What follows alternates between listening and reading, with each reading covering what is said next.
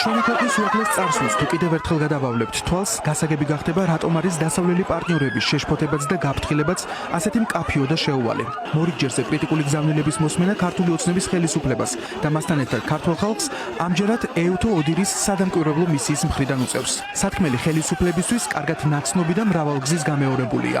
მმართველობის ეს სტილი საქართველოს აშორებს ევროპული გზიდან და რუსეთისა და ბელორუსის ორბიტაზე აბრუნებს.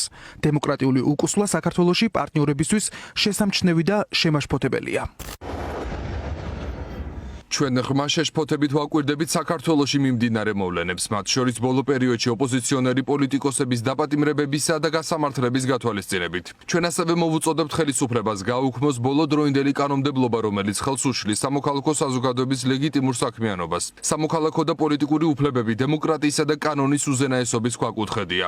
სადამკვირვებლო მისიის ვრცელ განცხადებაში ძირითადი გზავნილების ამოკითხვა რთული არც ოცნების ხელისუფლებისთვის და არც ამ ქვეყნის მოქალაქისთვის უნდა იყოს. პოლიტიკური პატიმრების საქმეების გარდა პოლიტიკური ველის ოპოზიციის ლიდერებისაგან გაწმენდა და პატიმრობა ქვეყნის რეპუტაციას ვერ წაადგება. ადამიანის უფლებების საერთაშორისო სტანდარტის დარღვევად შეფასდა 5,000 ლარიანი ჯარიმებით, რომლებიც დემონსტრანტებს მძიმე ფინანსურ ტვირთად აწევს.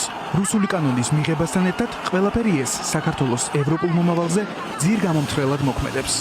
ბოლო რამდენიმე წლის განმავლობაში ეუთო ოდირის მხოლოდ უარყოფითი დასკვნები და შეფასებები მოდის საქართველოში არსებულ საკანონმდებლო ან სხვადასხვა პრაქტიკულ საკითხებთან დაკავშირებით. რეალურად ესეთი შეფასება არ წარმოადგენს რაღაც უბრალოდ დემოკრატიულ უკუსვლას, ეს არის რაღაც ავტორიტარიზმის ესე ვთქვათ დამყარების მცდელობა, ავტორიტარიზმის ადრეული ფაზა. ის სამართლებრივი სტანდარტები, რომელსაც მაგალითად ევროპის საბჭო ან ეუთო გვთავაზობს, ეს არის საბაზისო საერთაშორისო სამართლით აღიარებული სტანდარტები, რომელიც ყველა სახელმწიფომდე დაიცვას. როცა შენ ეუთო ოდირის სტანდარტებს აღარ პასუხობ, ნიშნავს, რომ ძალიან საბაზისო საერთაშორისო სამართლის სტანდარტებს აღარ პასუხობ. ის რისი მოსმენაც 100 არსურს ოლიგარქის გუნდს ეუთო ოდირის დასკვნაში გარკვევითაა დაწერილი. დამკვირვებლების გარეშე ადგილობრივი თვითმმართველობის არჩევნების ჩატარება დამაზიანებელი იქნება ქვეყნის იმიჯისთვის. ასევე შეფასდება როგორც უკუსვლა დემოკრატიული განვითარების კუთხით. ავტორიტეტული ორგანიზაცია მზადყოფნას გამოთქვამს ოცნების უარის მიუხედავად ჩამოვიდეს, დააკვირდეს ჩანიშნულ არჩევნებს და დამოუკიდებელი და მიუკერძოებელი დასკვნა დადოს. ამის მიუხედავად არალეგიტიმური პარლამენტის წევრებმა დღეს საერთაშორისო პარტნიორებს მორიგი უარითა და ბრალდებებით უპასუხეს.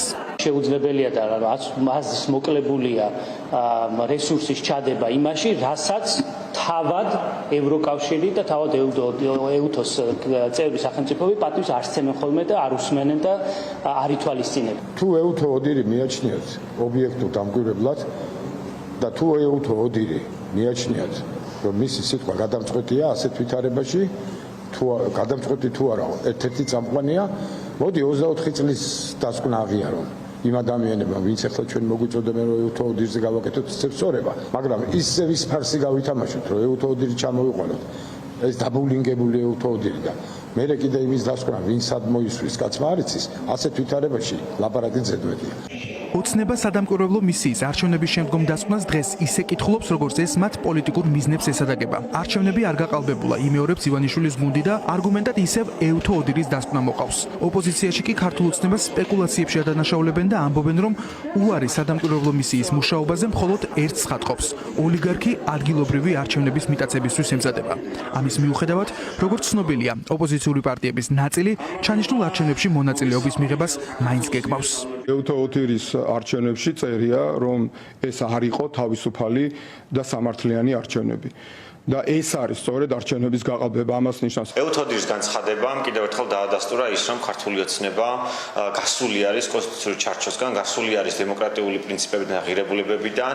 ეუთო ოდირი ცალსახად ითხოვს ქართული ოცნება დაუბრუნდეს დემოკრატიულ გზას. ქართულ ოცნებაში არ არსებობს მგზაობა, არ არსებობს იმისი რეალური ნება, რომ არჩევნები ჩატარდეს ისე, როგორც უნდა ტარდებოდეს დემოკრატიულ სამყაროში. ის ვითარება, რა ვითარებაშიც ახლა აპირებს ოცნება, მათ შორის ამ არჩევნების ჩატარებას, ეს არ არის უბრალოდ ნორმალური რეჟიმი, აუცილებელია ოცნების ამორჩეველი, ესე ვთქვათ, არ დავტოვოთ მარტო ოცნებასთან, მათ შორის მუნიციპალურ არჩევნებში მონაწილეობის გამოყენებით. საერთაშორისო სადამკვირვებლო მისიის მორიგი კრიტიკული გზავნილი საქართველოსთვის სიგნალია. ავტოკრატიის გზას შემდგარი ქართული ოცნების პოლიტიკა და ქვეყნის დემოკრატიული მისწრაფებები ერთ კონტექსტში ვერ ჩნდება. ამ გაფრთხილების შესმენა რა გასაკვირია, რომ ოლიგარქის გუნდის გეგმებში არ შედის.